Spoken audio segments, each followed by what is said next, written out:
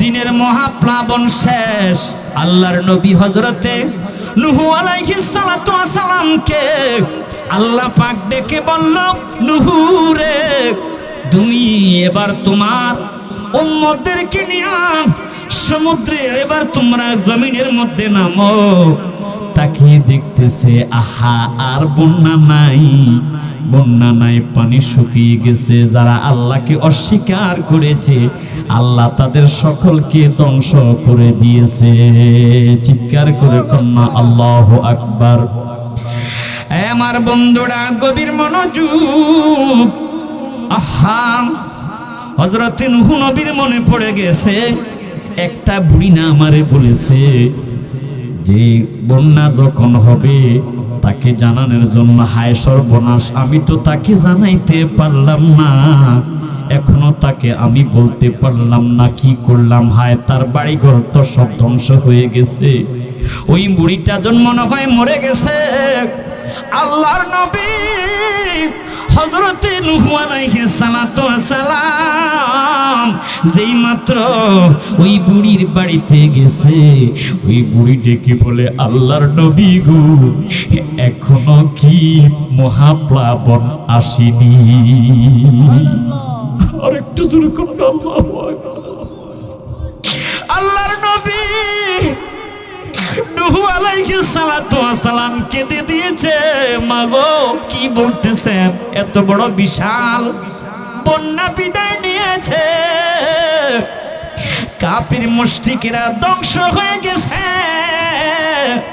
যারা আল্লাহকে অস্বীকার করেছে, আল্লাহর দিনকে অস্বীকার করেছে গো মা। আর আপনি বলেন এখনো মহাপ্লাবন আসেন নাই। মহিলা ডেকে বলেন, আল্লাহর নবী গো, আমি তো কোনো মহাপ্লাবন দেখি নাই। আল্লাহর নবী বলে, মাগো, আপনি তো আল্লাহকে মেনেছেন, আল্লাহকে স্বীকার করেছেন, তাই আল্লাহ আপনাকে হেফাজত করেছে। চিৎকার দিয়ে দিয়ে কন্যা আল্লাহু আকবার। আর একটু জোরে কন্যা আল্লাহু আকবার। তাই বলি বন্ধুরে আমার, আমি আপনাদের সামনে কোরআনুল কারীম থেকে একখানা আয়াতে কারিমা তেলাওয়াত করেছি। সবাই আমার সাথে পড়েন, বিসমিল্লাহির রহমানির রহিম। আইনামা তাকুনু ইউদরিকুমুল মাউতু ওয়ালাউ কুনতুম ফি বুরুজিম মুশাইয়াদা। আর একটু জোরে করেন আল্লাহু আকবার। আল্লাহ বলে, বান্দা কোথায় পালাইবি? আইনামা তাকুনু, মৃত্যু থেকে কোথায় পালাইবে?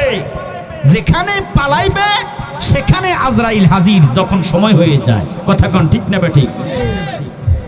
ও আল্লাহ, রাইত হইলে ডরাই, রাইত পোয়াইলে ডর, বয়স করলে বুইলা যায়। ঠিক নি? আহা, তুমি স্রষ্টা, আমি সৃষ্টি, আমার কি বাসাধ্য? যখন তখন উইড়া যাইতে জীবের জীবন বাধ্য। থাকতে পারবেন? কথা কন, যত কোটি টাকার মালিকে থাকেন না কেন আপনি, সিলেটে আপনার 10 তলা বাড়ি আছে, ব্যাংক ভর্তি টাকা আছে, বলেন তো থাকতে পারবেন? আহা, চলে যেতে হবে। কথা কন ঠিক না বেঠিক? আমার বন্ধুরে গভীর মনোযোগ। আল্লাহর হাবিবের নবুয়তের জবানের বাণী। কোন পাপিষ্ঠ লোক যদি মৃত্যুবরণ করে, তার মৃত্যুটা বড় ভয়াবহ হবে। বলবো হাদিস থেকে, শুনবেন বাবা? আমি বাজে কথা বলার মানুষ নয়। আপনারা দেখেছেন 1.5 ঘন্টা আলোচনা হয়ে গেছে, এর মধ্যে একটা বাজে কথা আমি বলছি বলুন তো? আল্লাহর হাবিব সরকারে দো আলম নবী মুহাম্মদুর রাসূলুল্লাহ, সবাই বলেন সাল্লাল্লাহু আলাইহি ওয়াসাল্লাম। নবীর নাম যখন শুনবেন দুরূদ শরীফ পড়বেন, পড়াও ওয়াজিব, না পড়লে গুনাহগার হতে হবে। আল্লাহর নবী বলে, এ আমার উম্মতেরা শুনে রাখো, যখন পাপিষ্ঠ বেনামাজি, বেরোজগারি, সুদখোর, ঘুষখোর আপনাদের এলাকায় আছে না নাই? কি কয়? আমি তো মনে করছি সবাই ভালো মানুষ, এখন থেকে আপনারা বলতেছেন সুদখোর আছে। আছে, হা কি কয়? দেখেন ওই সুদখোরের মৃত্যুটা কত ভয়াবহ। ওয়াস্ত এই কারণে দেওয়া, আমরু বিল মারুফ ওয়ান নাহি আনিল মুনকার, ভালো কাজের আদেশ দাও, খারাপ কাজের নিষেধ করো। মারহাবা কোন, ঠিক না বেঠিক? আমার বন্ধুরা গভীর মনোযোগ। আল্লাহর নবী সরকারে দো আলম নবী মুহাম্মদুর রাসূলুল্লাহ সাল্লাল্লাহু আলাইহি ওয়াসাল্লাম ডেকে বলে, উম্মত, একটা পাপিষ্ঠ লোক, বেনামাজি, বেরোজগারি, সুদখোর, ঘুষখোর, ওই পাপিষ্ঠ লোকের মৃত্যুর সময় যখন হয়ে যায়, নাজালা ইলাইহি মিনাস সামাইল মালাইকাতু সুদুল উজুহ, আকাশ থেকে একদম ফেরেশতা জমিনের মধ্যে নেমে আসে। তাদের চেহারা থাকবে কালো, এত ভয়ঙ্কর ওই ফেরেশতাদের সূরত। আল্লাহু আকবার বলেন না।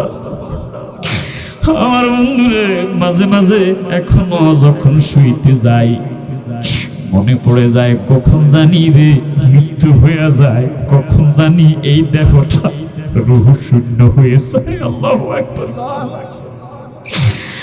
আল্লাহর নবী বলে, উম্মত, তোমার মৃত্যুর পরে তোমারে যখন তোমার শরীর থেকে যখন পোশাকটা খুলে তোমারে গোসল দিয়া কাপড়ের কাপড় বড়াইবে, তুমি সব কিছু তাকিয়ে তাকিয়ে দেখবা।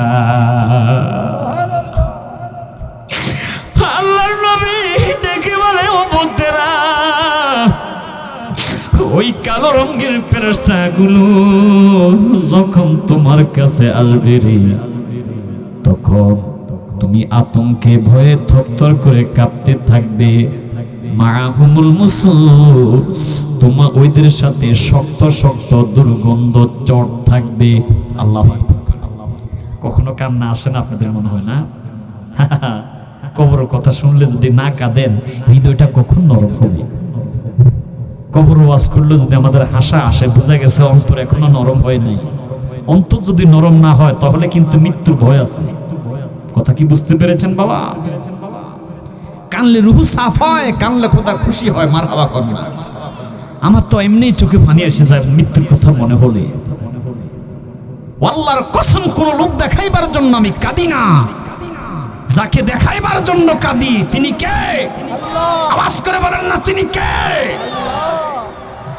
আমার বন্ধুরা, আল্লাহর নবী বলেন, উম্মত, মাহুমুল মুসুহ, শক্ত শক্ত দুর্গন্ধময় চট নিয়ে ওই কালো রঙের ফেরেশতাগুলো হাজির হয়ে যাবে তোমার মৃত্যুর সময়। নবী গো, চট কেন নিয়ে আনবে? আমার নবী কয়, রুহুটা কবজা করে ওই দুর্গন্ধময় চটের মধ্যে তোমার রুহুটা পেঁচাইবার জন্য। জোরে কন্যা নাউজুবিল্লাহ। আচ্ছা আপনারা বলেন, ঘরের মধ্যে কেউ যদি থুতো ফেলে, নাকের ময়লা ফেলে, আপনি কি খালি হাতে ধরবেন? কি দিয়া? টিস্যু দিয়া ধরবেন? কথা কোন ঠিক নেই? মোরগ পায়খানা করেছে ঘরের ভিতরে, মা বোনেরা পায়খানা পরিষ্কার করে খালি হাতে নাকি কাপড়ের টুকরা অথবা টিস্যু দিয়ে? কথা কোন ঠিক না বেঠিক? আল্লাহর নবী বলে, এই উম্মত, তুমি সারা বছর সুদ খাইয়া, ঘুষ খাইয়া, হারাম খাইয়া তোমার কলবটাকে, তোমার আত্মাটাকে তুমি ময়লা করে ফেলেছ। ওই আবর্জনা যুক্ত, ময়লা যুক্ত আত্মাটাকে পেছাইবার জন্য ওই কালো রঙের ফেরেশতারা আকাশ থেকে জমিনের মধ্যে নেমে আসে। জোরে কন্যা আল্লাহু আকবার।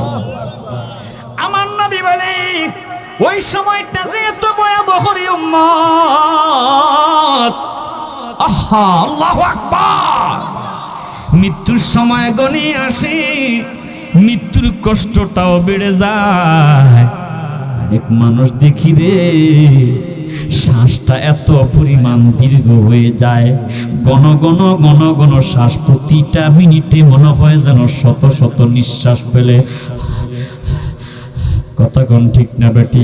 আমরা বুঝি না মৃত্যু পথযাত্রীর কষ্টটা যে কি কষ্ট, কারণ আমরা শুধু তাকিয়ে থাকি, কিন্তু ওই লোকটা যে কি কষ্ট পায় সেটা দুনিয়ার মানুষ বোঝে না, দেখে না। যার কষ্ট সেই বোঝে। কথা কোন ঠিক না বেটি? আল্লাহর নবী বলে, উম্মত সুম্মা ইয়াজিউ মালাকুল মাউত, এরপরে মালাকুল মাউত ওই মৃত্যু পথযাত্রী লোকের সামনে চলে আসে। নবী গো, সে আইসে কোথায় থাকবে? আল্লাহর নবী বলে, হাত্তা ইয়াজলিসা ইনদা রাসিহি, ওই মালাকুল মউত এসে মৃত্যু পথযাত্রী লোকটার মাথার কাছে এসে বসে যায়। আল্লাহু আকবার। ইয়া রাসূলুল্লাহ, ইয়া হাবিবাল্লাহ, নবী গো, মালাকুল মউত এসে তখন কি করবে? নবী কয়, উম্মত পায়াকুলু, সে ধমক দিয়ে বলতে থাকে, আইয়াতুহান নাফসুল খাবিসা তুখরুজি ইলা সাখাতি মিনাল্লাহ, পাপিষ্ট আত্মা তুমি দেহ থেকে বের হও, তুমি দেহ থেকে বের হও, তুমি দেহ থেকে বের হও। এইভাবে আজরাইল ধমক দিয়া ডাকতে থাকে। চিৎকার করে কি একবার বলবেন না আল্লাহু আকবার? এ মা বোনেরা, মনটা কি নরম করি, নামাজের মুসল্লাটা বিছাইয়া চোখের পানিগুলো ছেড়ে দিয়া আজকের আলোচনাটা শ্রবণ করো। যুবক ভাইরা, সারা বছর হাসির আলোচনা শুনেছ, আজকে একটু মৃত্যু পথযাত্রী পাপিষ্ট লোকের মৃত্যু কষ্টের যন্ত্রণাটা একটু শ্রবণ করো। আর এত জোরে যখন ধমক দেয়, তখন ওই লোকটার রুহু একবার উপরে উঠবে, একবার পায়ের নিচে নামবে, একবার উপরে উঠবে, একবার পায়ের নিচে। রুহুটা দৌড়াদৌড়ি করতে থাকে। যেরকম না আল্লাহু আকবার। বলেন তো, আজরাইল কি ছেড়ে দিবে? যদি বলেন আজরাইল নাও নাও নাও, 20 লক্ষ টাকা আছে, 10 লাখ টাকা আমি তোমার দিয়ে দিব, কি কর? মনে হয় ছেড়ে দিবে? হ্যাঁ, ছাড়বে? আল্লাহর নবী বলে, উম্মত যদি ওই মৃত্যু যন্ত্রণা থেকে বাঁচতে চাও, বেশি বেশি করে আল্লাহর রাস্তায় দান করো, বেশি করে মাহফিল, মজলিস, মসজিদ, মাদ্রাসায় গরিব মিসকিনকে দান করো। আল্লাহ তোমার মৃত্যুর যন্ত্রণাটা সহজ করে দিবে। যেরকম সুবহানাল্লাহ। বন্ধুরা আমার, গভীর মনোযোগ। এবার যেই মাত্র রুহটা দূরে টান দিবে, হাদিসে পাকে দেখেছি রে, তার রগগুলো ঠাস ঠাস করে ছিঁড়ে যাবে। আল্লাহু আকবার। রগগুলো ঠাস ঠাস করে ছিঁড়ে যাবে, চোখ উঠে যাবে। অনেক মানুষ দেখেছি মৃত্যুর সময় পায়খানা, প্রস্রাব পর্যন্ত করে, কাপড় পর্যন্ত নষ্ট করে ফেলে। কথা কোন ঠিক না বেটি? কারণ তার মৃত্যুটা যে কত ভয়াবহ, এত কঠিন মৃত্যু। আজ থেকে 5 বছর আগে আমার এলাকায়, চাঁদপুর জেলা, শাহরাস্তি থানা, মেহের স্টেশনের আগে, মেহের স্টেশনের কাছেই, সেখানে একটা পাম্প, গ্যাস পাম্প, সেই পাম্পের সামনে একটা সিএনজি হঠাৎ করে কাইট মেরেছে। ওই সিএনজির মধ্যে বসা ছিল একটা কলেজের প্রফেসর মহিলা। ওই মহিলাটা ছিটকে পড়ে সিএনজি থেকে যখন রাস্তার মধ্যে পড়ে গেছে, সামান্য একটু ব্যথা পেয়েছে, কিন্তু পিছন থেকে টাক এসে তাকে তার কোমরের উপর দিয়া চাকা চালিয়ে দিয়েছে। ব্রেক করে পর্যন্ত রাখতে পারে নাই। প্রথম চাকার নিচে পড়ে যখন দ্বিতীয় ডাবল চাকার নিচে পড়েছে, সে ব্রেক করেছে, ওই মহিলাটার গোস্ত মাংস সব কিছু, রক্ত মাংস সব রাস্তার সাথে পিষে গেছে। ভাবতেও পারে নাই আমার মৃত্যুটা হবে এইভাবে, ভাবতেও পারে নাই আমার মৃত্যুটা চাকার নিচে পড়ে এইভাবে মৃত্যু হবে রে। তাই বলি আমার আল্লাহ পাক দেখে বলে, বান্দা কাইফা তাকফুরুনা বিল্লাহি ওয়া কুনতুম আমওয়াতান ফাআহইয়াকুম সুম্মা ইউমীতুকুম সুম্মা ইউহয়িকুম সুম্মা ইলাইহি তুরজাউন। চিৎকার করে বলুন আল্লাহু আকবার, আর একটু জোরে বলুন আল্লাহু আকবার। আমার বন্ধুরা, মৃত্যু একদিন হবে, কেউ ওই মৌত থেকে বাঁচতে পারবে না। তাহলে ওই মৃত্যুর জন্য প্রিপারেশন নেওয়ার দরকার আছে না নাই? কথা বলেন, আছে না নাই? আল্লাহ আমাদেরকে কি জন্য সৃষ্টি করেছে? ওমা খলাকতুল জিন্না ওয়াল ইনসা ইল্লা লিয়াবুদুন, শুধুমাত্র আল্লাহর ইবাদতের জন্য আল্লাহ আমাদেরকে সৃষ্টি করেছে। কথা কোন ঠিক না বেঠিক? কখন যে মৃত্যু হবে এটা আমরা কখনোই ভাবতেও পারবো না, কখনোই বলতেই পারবো না। কথা কোন ঠিক না বেঠিক? এই কারণে শায়ের বলে, আহা ওরে আমি যাব কবরেতে, কেউ তো যাবে না, 2-3 দিন কাঁদার পরে আমায় মনে রাখবে না। রাখবে? কথা বলেন, রাখবে? 2-3 দিন কাঁদার পরে আমায় মনে রাখবে না।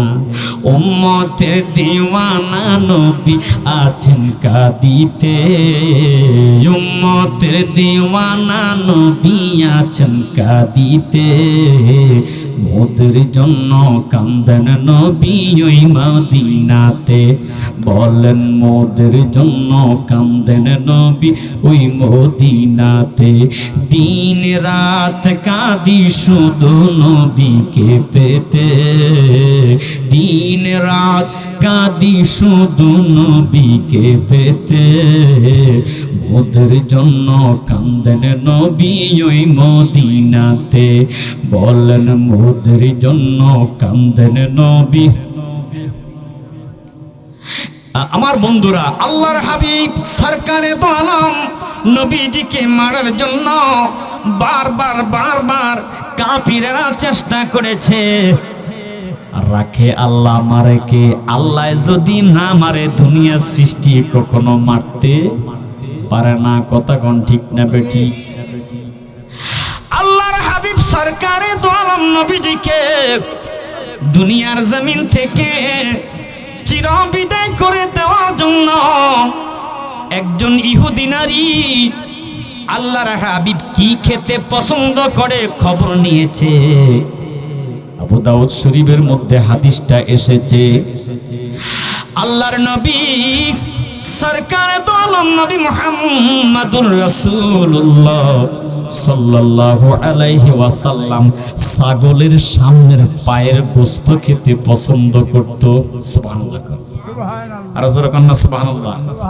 আমাদের মধ্যে আমরা কেউ খাসির গোশত পছন্দ করি, কেউ গরুর গোশত পছন্দ করি, কেউ বা মুরগির গোশত পছন্দ করি, কেউ বা গোশতই পছন্দ করে না। কথা কোন ঠিক না বেঠিক?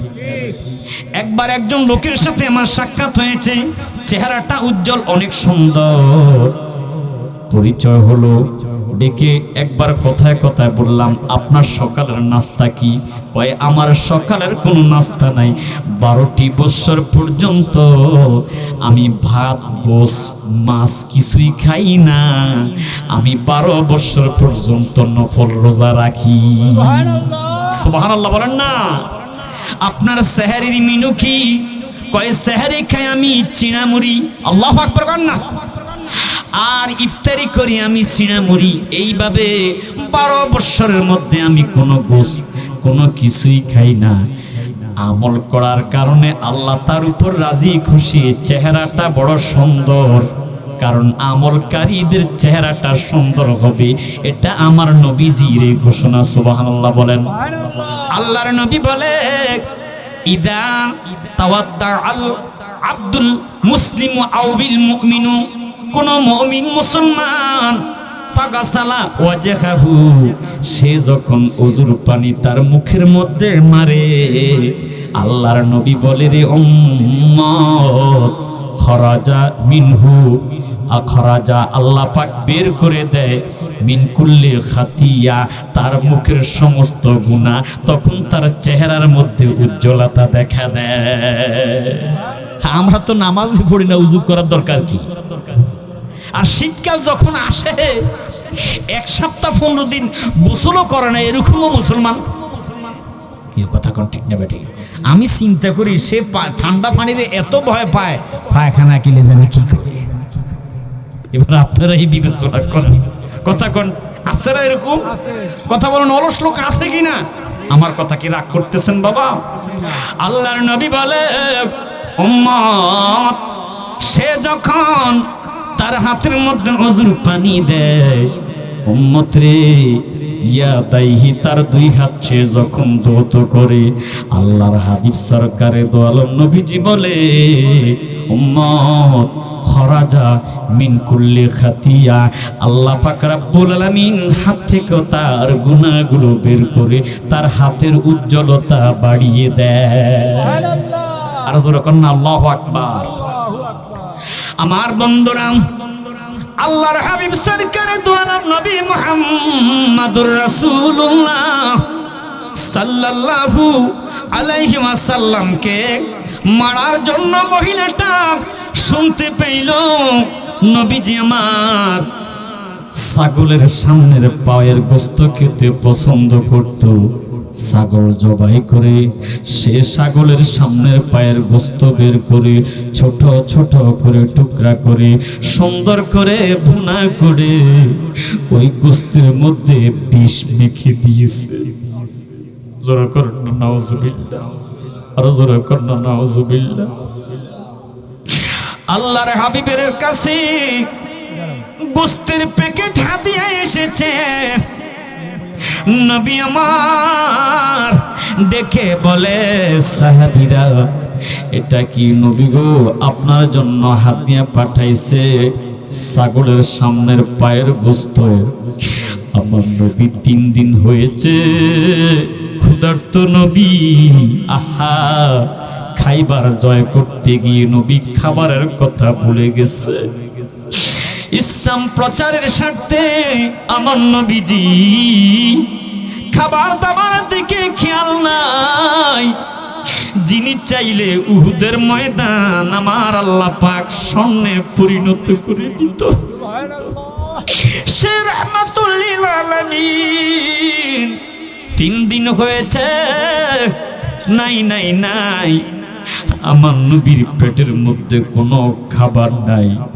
গোশতের প্যাকেটটা খুললো, নবী আমার সেই মাত্র গোশতের টুকরা হাতের মধ্যে নিয়া আমার নবী পড়লেন, বিসমিল্লাহির রহমানির